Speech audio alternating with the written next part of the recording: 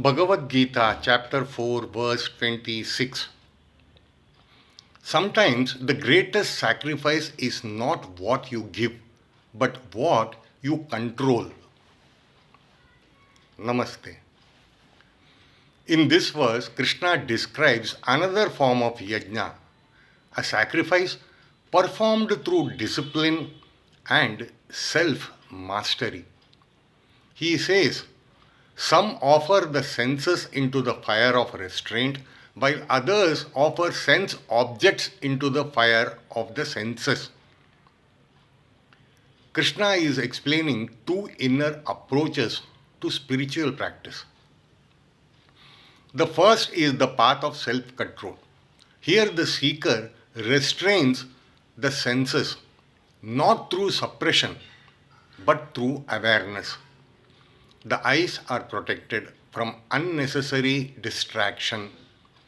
The tongue is controlled from excess. The ears are guarded from negativity. The mind is trained not to run outward constantly. This restraint is called a fire because it burns impulsive habits and purifies the inner life. This is a powerful sacrifice because it is not easy. It requires patience, discipline, and sincerity. But it creates a calm mind, and a calm mind becomes a fertile ground for wisdom. The second approach Krishna mentions is when seekers offer sense objects into the senses. This refers to those who engage with the world but with spiritual understanding, enjoying experiences without becoming enslaved by them.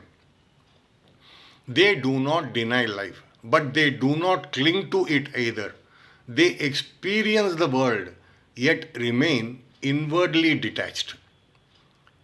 In simple words, one seeker chooses withdrawal and restraint, another seeker chooses engagement with detachment.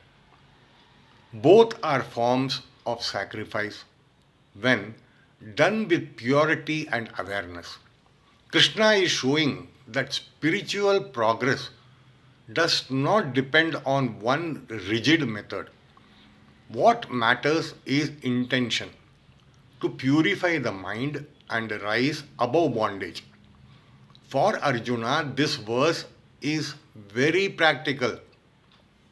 As a warrior, he cannot run away from action, but he can practice restraint and detachment even while living fully in the world. For us, this verse teaches if we cannot control the world, we can control our senses.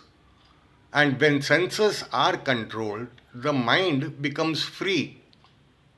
In short, true sacrifice is mastering the senses. Control your impulses and your inner freedom begins. Jai Sri Krishna.